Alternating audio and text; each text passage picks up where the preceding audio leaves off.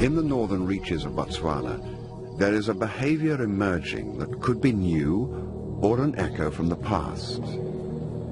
It could be a remnant of a time when mammoths may have ruled the earth but still fought for their lives against the stabbing fangs of saber-toothed cats.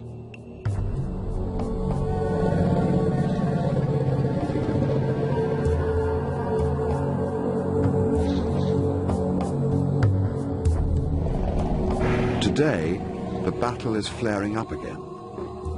Ancient behavior or simple opportunism, it's impossible to tell. But these two rivals are like two unstoppable forces of nature careering through the universe towards the inevitable collision.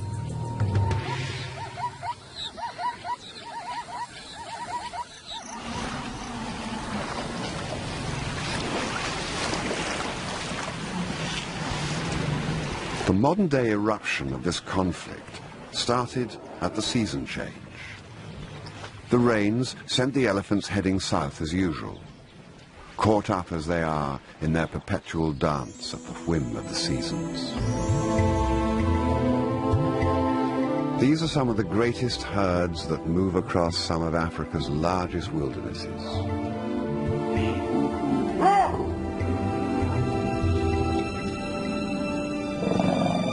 And one day, they sense a difference in the air, and they turn back towards the rivers to the north before that slight dryness grows in intensity and catches them out, vulnerable as they are to the devils and dervishes of the dry season. And they run as if they could escape their destiny.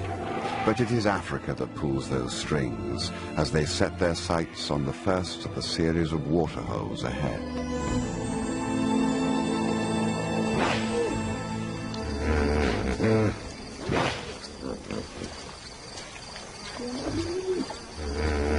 On the fringes of this lake, an unusual pride of lions has been breeding, within earshot of a large herd of hippos.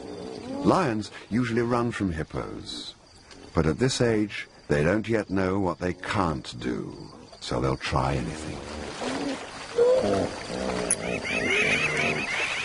They're still unsure of themselves. But tonight, they will test themselves against the magic of these fearful beasts that grunt their way through the darkness.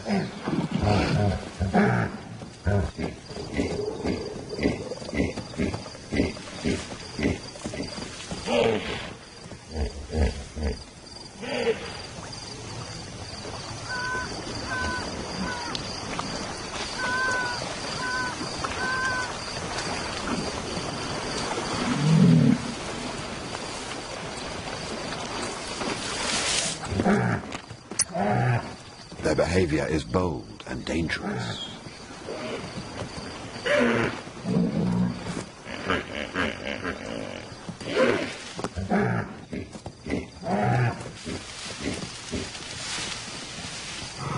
They're still uncoordinated, just cubs really, out playing. But when the older brothers arrive, the game changes.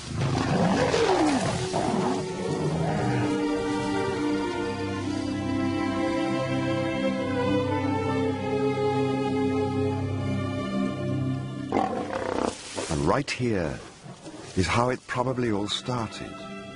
This grand adventure, this change within them that set these lions on a course to a different destiny.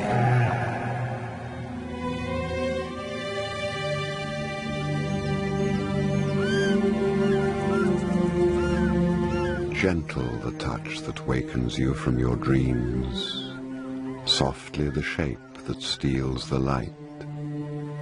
You are new now, but the shadows will dance within you. It is their time now, but this moment of fulfillment is about to be eclipsed.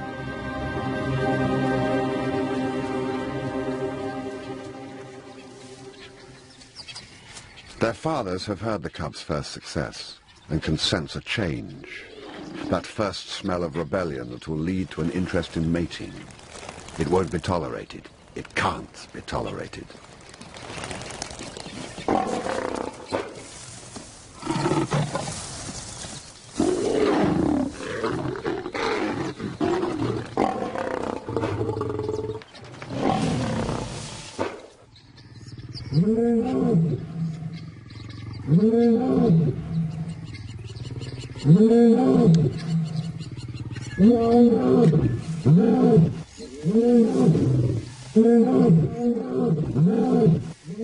And as they roar their displeasure, the cubs scatter into the bush, their lives shattered by this attack that suddenly rained down upon them.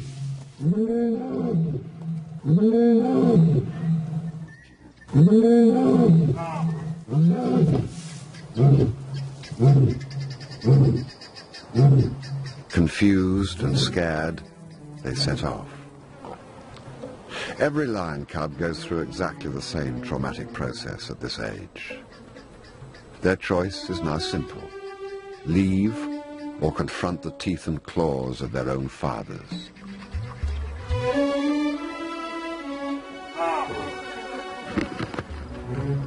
Africa knows about paradise and the wounds of loss.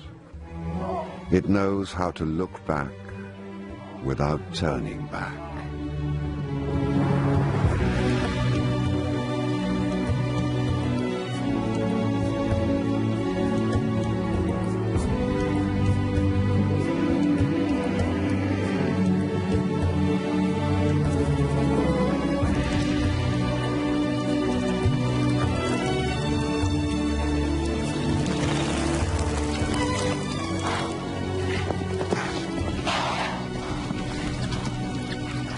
Today, as you look at the sun and the moon, see them as the ones who know that a hungry belly is a wild thing.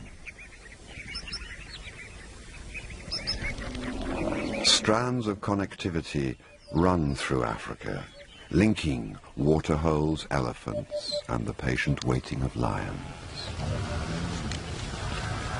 They appear one day following a herd of buffalo. The similarities to hippo have not gone unnoticed.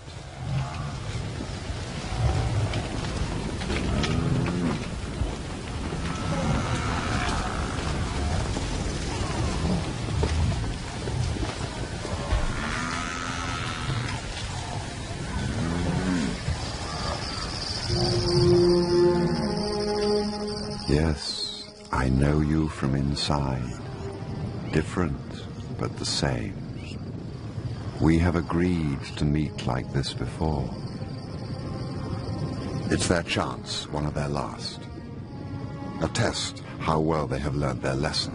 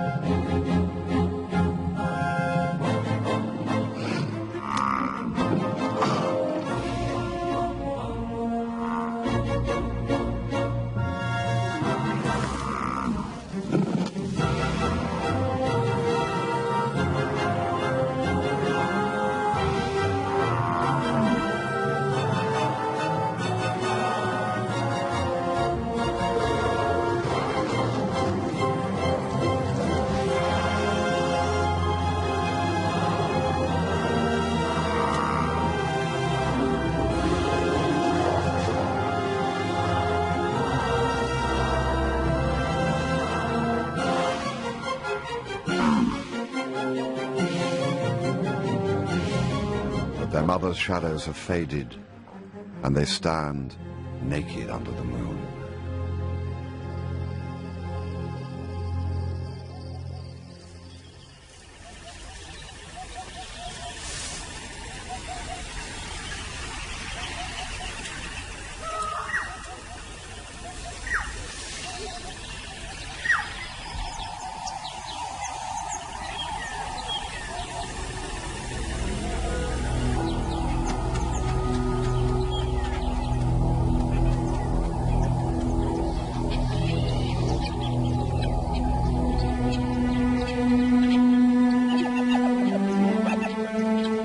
Africa comes at you from both sides. It is a golden ray of light and a dark sloping shadow. It has the power to abandon pretenses and the humor to play with your body.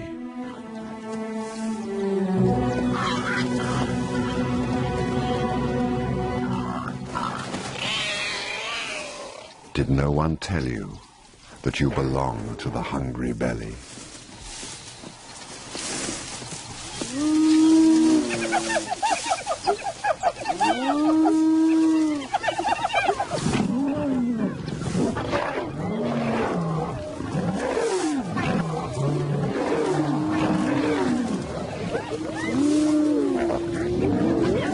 The battles between these two predators have been going on for millennia.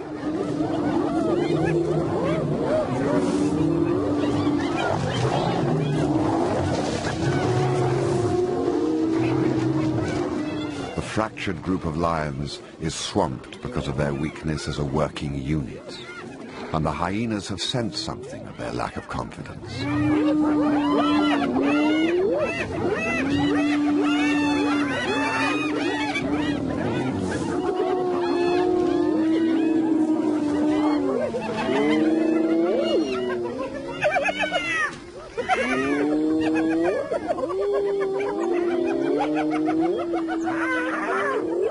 As they move away, shaken by the hyena attack, they step right into another conflict, one they will have to learn to deal with as they move further east across the more prominent elephant paths.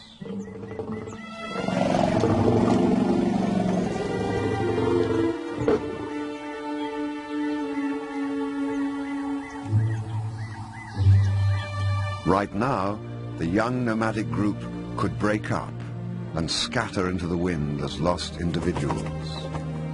But the large lioness, who so often takes the lead, starts to greet and reassure the others. As she does so, she fixes the group together in a social bond, and they become one. At last, a pride of lions. But one day, through the haze of failure in this desolate landscape, the large lioness sees signs. The tracks of which gods are those walking inside me? Are they from the fire or the flood? Are they the ones who wait for me? And is this my map of blood? Is this my destiny?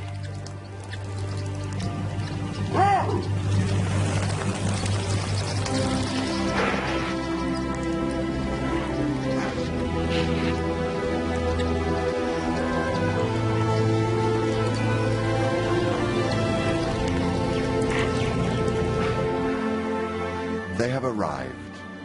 After a journey through some of the hardest country in Botswana, paradise.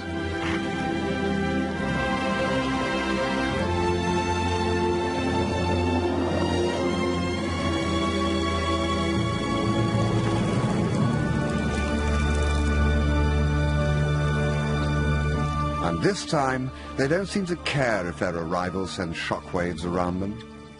This time, perhaps, they have come too far to give up.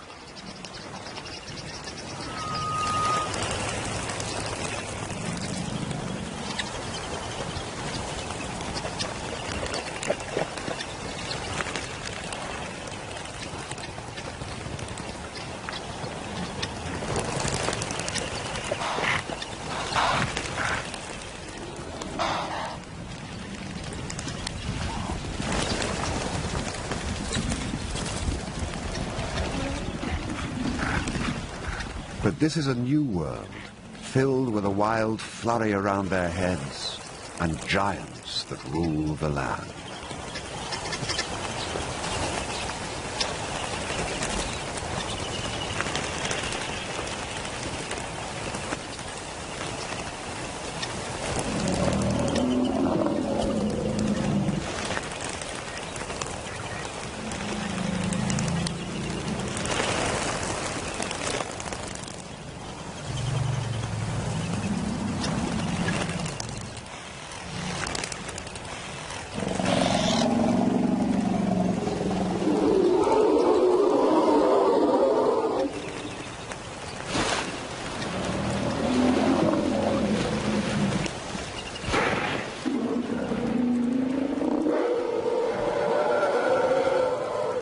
But as they infiltrate the space around the water and calm returns, the real opportunities emerge in front of them, the real value of being masters of this waterhole.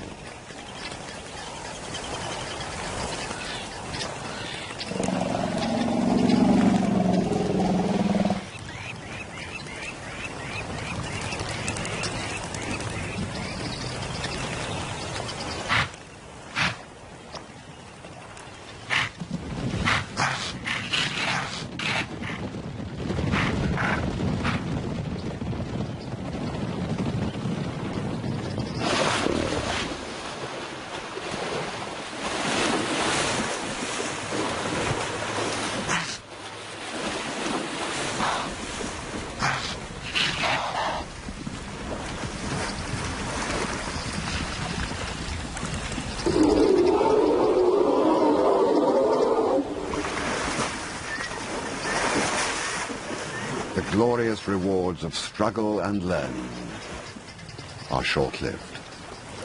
What were the chances of such a paradise being unattended? Every prime piece of wild Africa has its territorial male that has seen off many an intruder.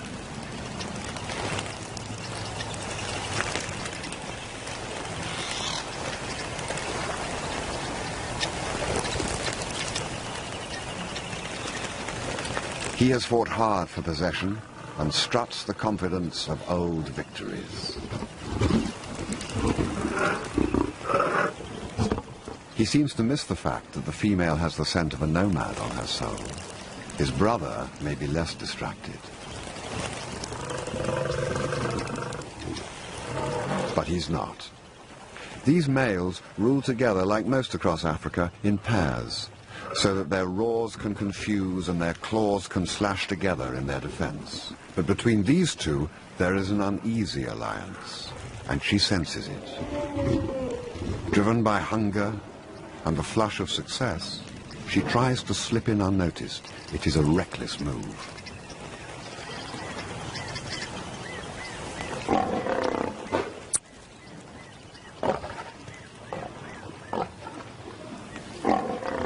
Females have been killed for less.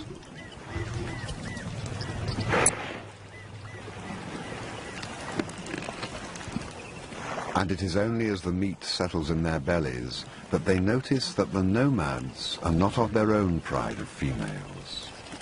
Their lionesses moved south to have cubs a few weeks before, leaving the waterhole vacant for the moment, and their males without huntresses.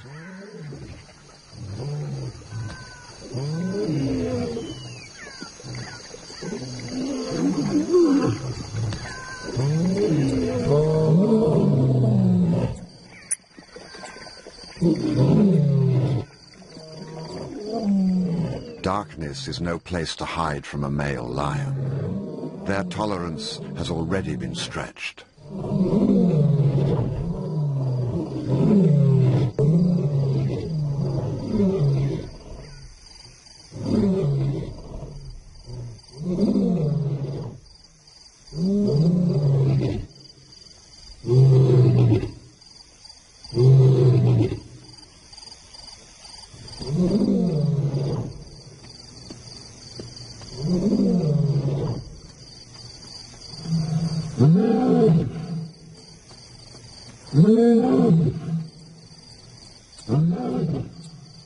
It's now or never.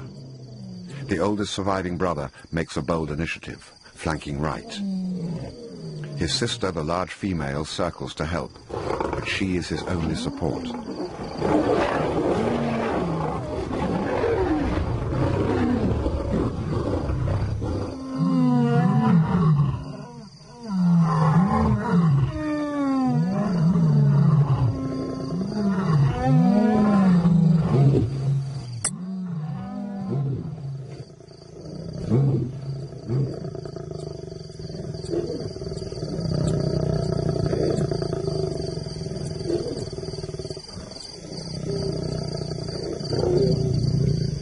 She is isolated and helpless.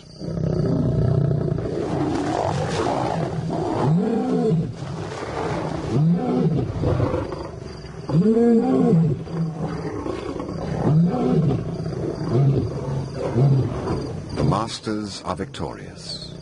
As they slink off, the young lions leave their oldest brother behind to his fate.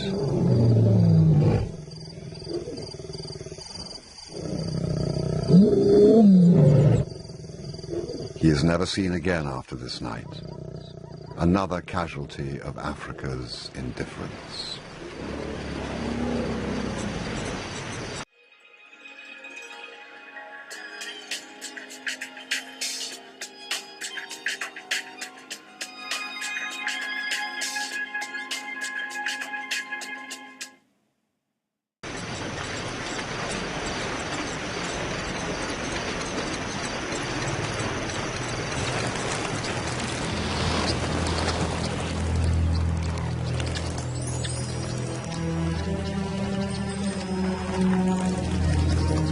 The young nomads are still around, watching and waiting. The males know it.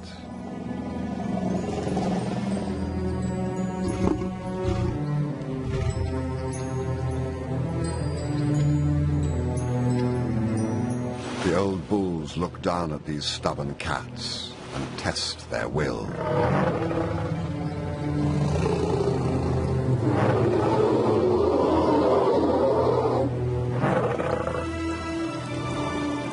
They aren't going anywhere. They are the owners here. And what the young nomads see is the beginning of a storm brewing in this show of defiance between these enemies, the ultimate of enemies, the largest and the fiercest, the grey and the gold.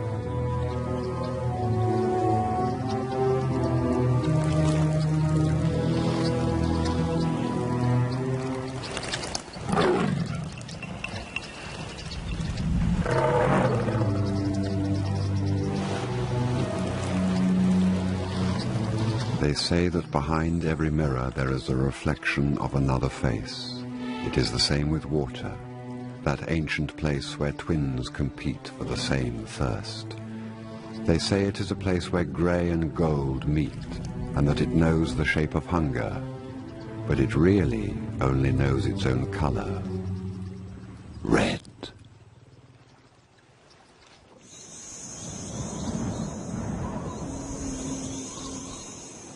Out here, the heat sucks the moisture out of the earth. The eternal battle is for water.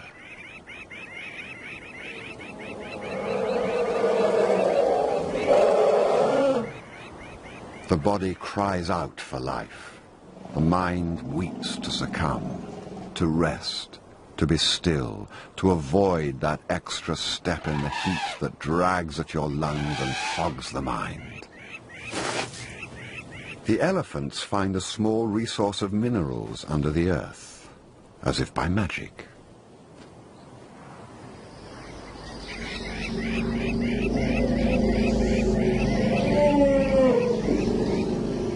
Salts and minerals may not help their thirsts, but it will boost their energy, a last precious find that will sustain them until nightfall and relief, fickle as that African night can be.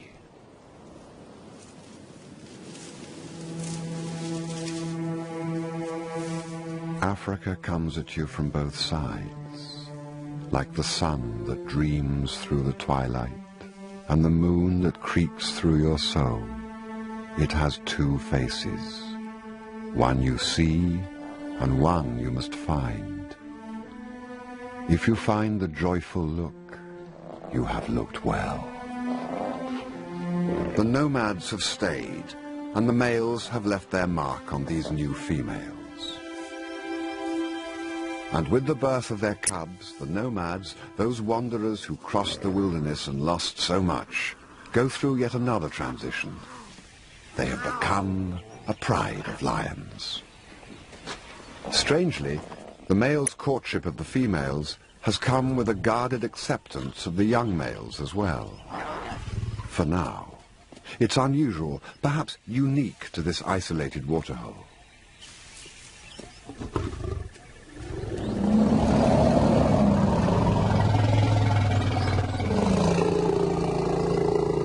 And the elephants keep streaming in from the forests. Each day the sun gets hotter and hotter, and the numbers at the waterholes swell all the time. The new cubs take it all for granted. They know nothing different. From birth they have dazzled and played in amongst the legs of giants, an echo of what their mothers grew up with in the land of the hippos. The familiarity takes seed and starts to grow.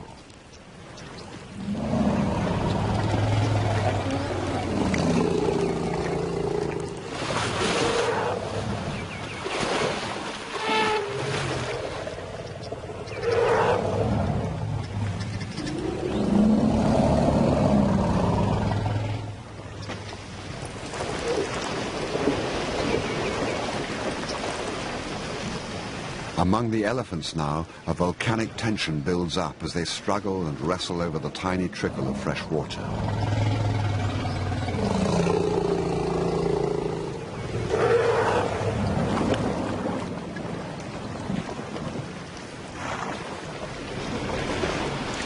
The fighting is inevitable.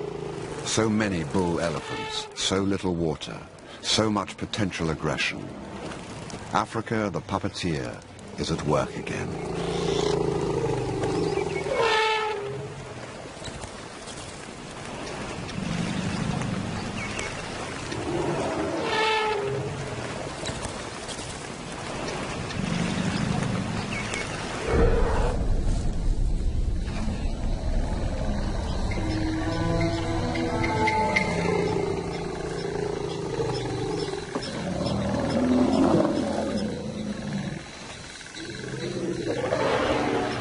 There is a quiet waiting, watching, and an acknowledgement of opportunity when change flows in from the horizon.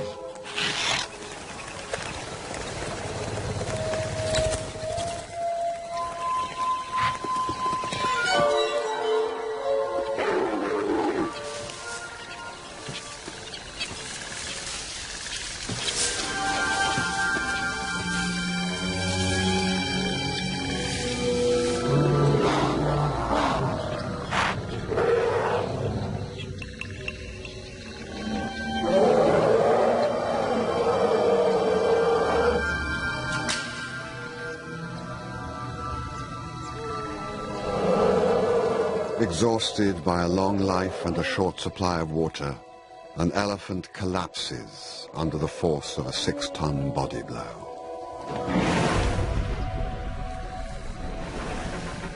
He gives up that drive to fight for water, for space, for life.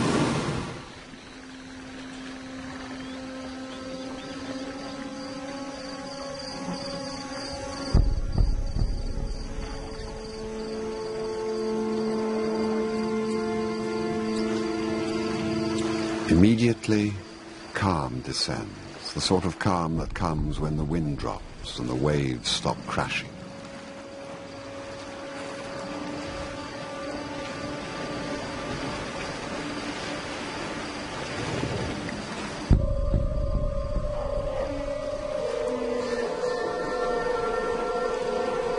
The other bulls go quiet too, like ghosts before their time, silently drinking their last mouthfuls of water before the moon catches them out, before time catches them out, before the tolling of the last bell.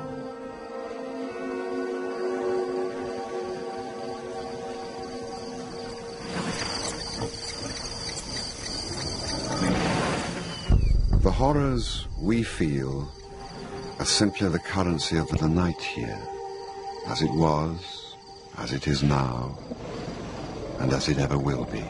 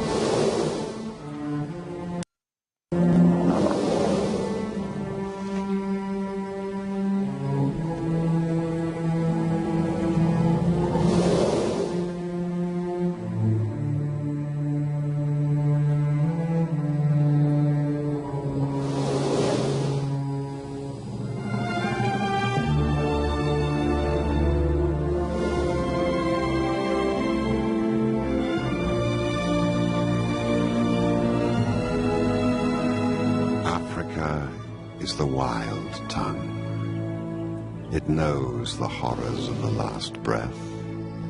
And when a shining light goes out, when darkness descends at midday, and nothing is ever the same as it was before.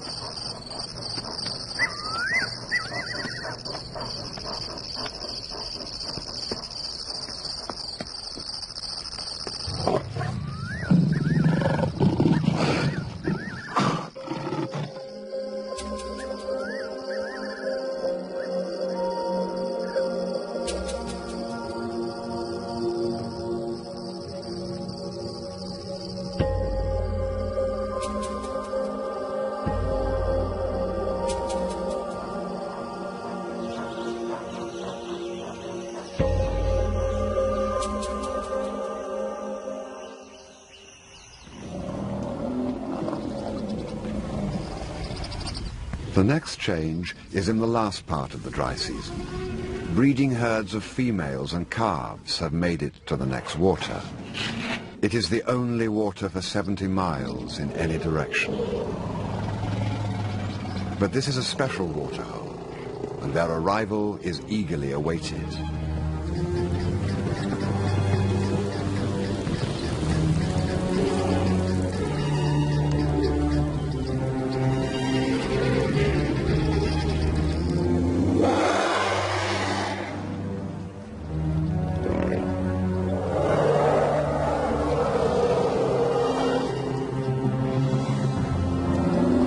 Over the past 20 years, this waterhole has seen more and more elephants arrive each season.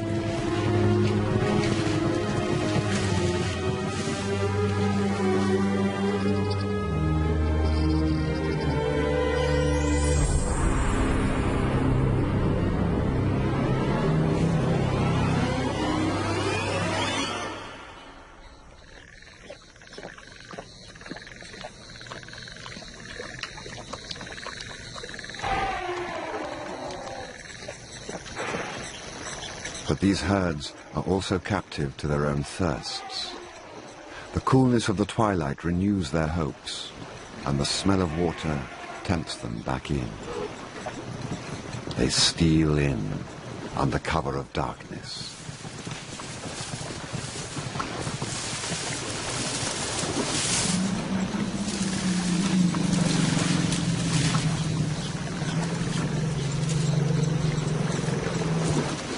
But the elephants make a fatal mistake, the mistake of underestimating your enemy.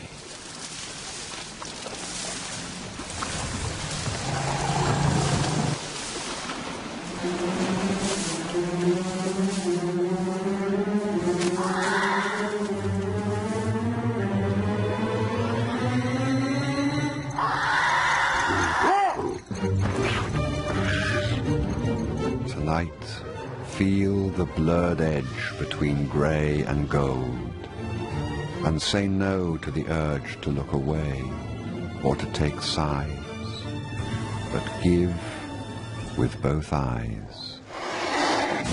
Tonight the elephant world is ripped apart.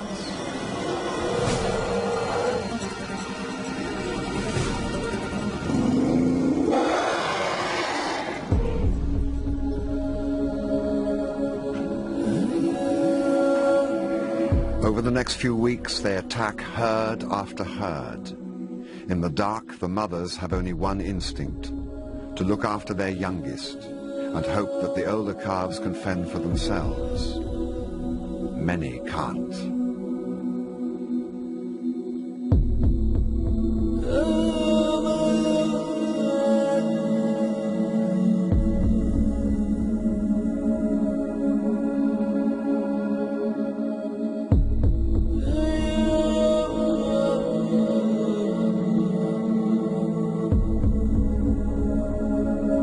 Lions and their cubs, it is the success of successes. A few months ago, they were wandering nomads. After weeks of this persistent slaughter, the area is littered with the bones of the silent victims. Small elephants separated from their mothers in the darkness and recycled back from where they came. Their thirst drives still more elephants into the waterhole in a slow trickle of grey shapes. As they arrive, they are watched carefully. The lions look into each fresh batch of elephants as if they could see through the skin, looking deep, beyond the bones and muscle, piercing the soul for any sign of weakness.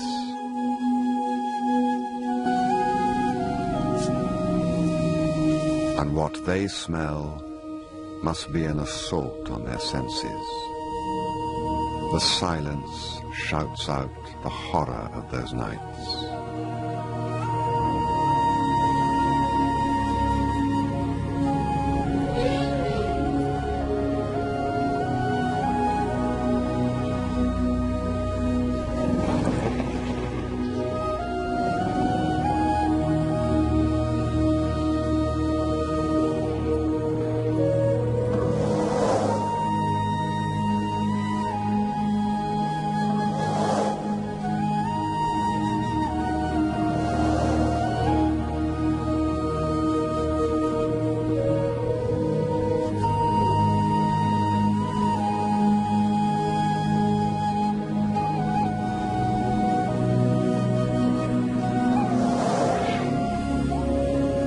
When they left you on the ground, sky wept and soul poured out.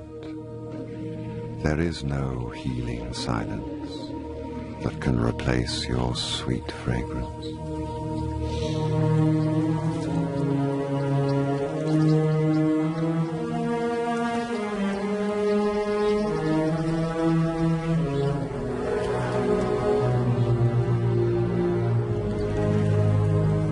But they must drink at all costs. It's the last of it, and the bitter smell of bones discarded and scattered around their feet enrages them.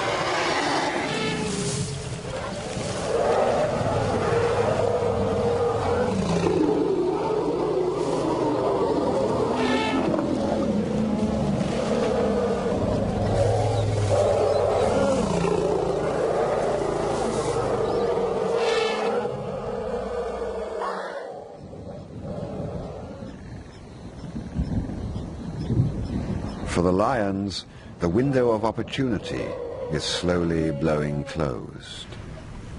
The distant rumble beats its music clearly. The elephant hunting time is nearly over. When the rains come, the balance will shift again. The herds and their enticing calves will stop arriving from the interior, and for a few desperate months the lions will be alone. For one last time, they look at the bulls.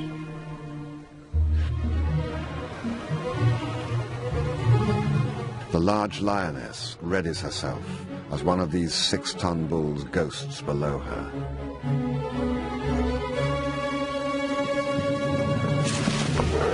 In the boldest attempt known to a lion, she attempts to wrestle him to the ground, alone, an ant against a mountain.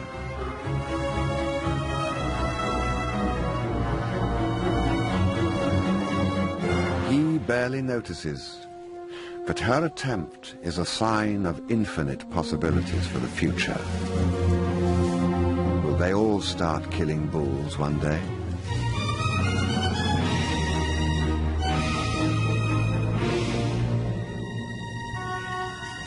And then, like apparitions from the darkness, late stragglers loom out of them.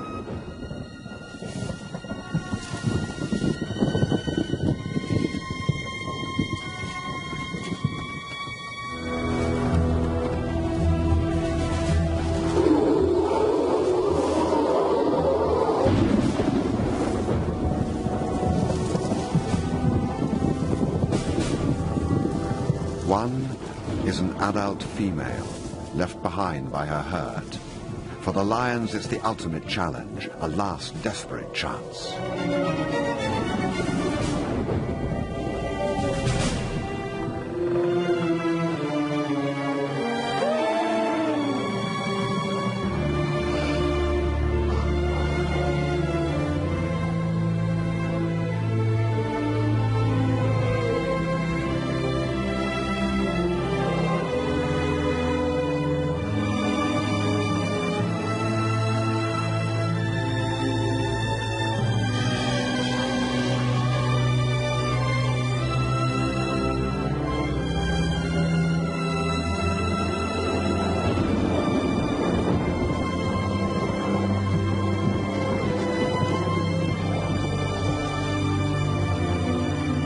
Death begins in the eyes as all hope drains out and fate is accepted.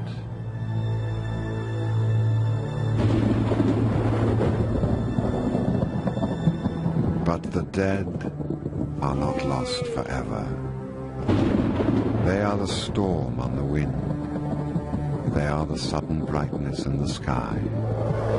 They are the earth. They are the air. The dead are not dead.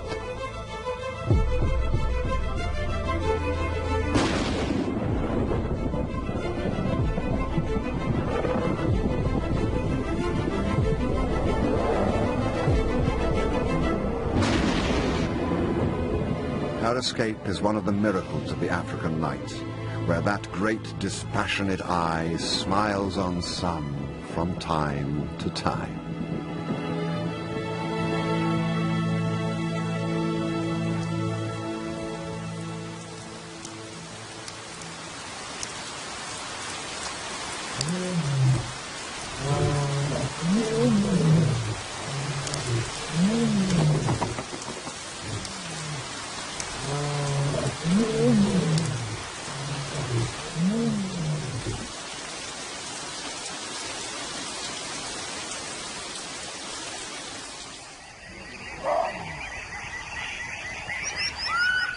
And so, for now, it is over. Once, in a small part of Botswana, magical and horrific things happened. Once, perhaps. For this behavior is maybe as ancient as the breath of a saber-tooth on the hard back of a mammoth.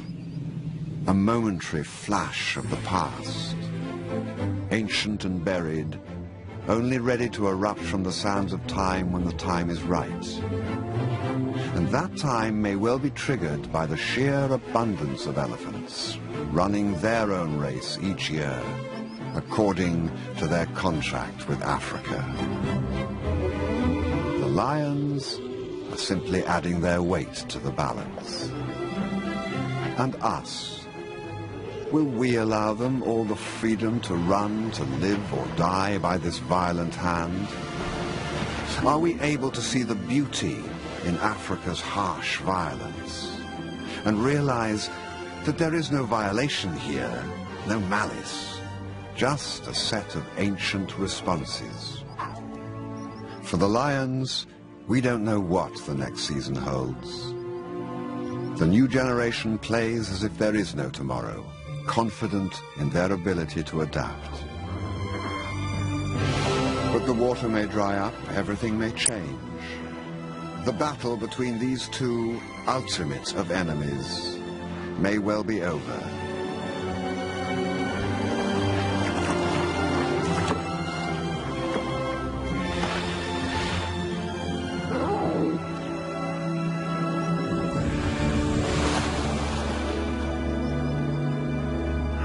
And yet, if we share their confidence in the future, we'll understand the thread between these two protagonists, the thread that connects their destinies.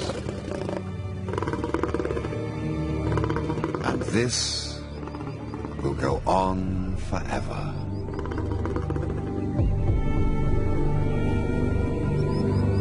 Yes, and when you face me again, maybe you'll remember that your wild eye, when open, travels inward.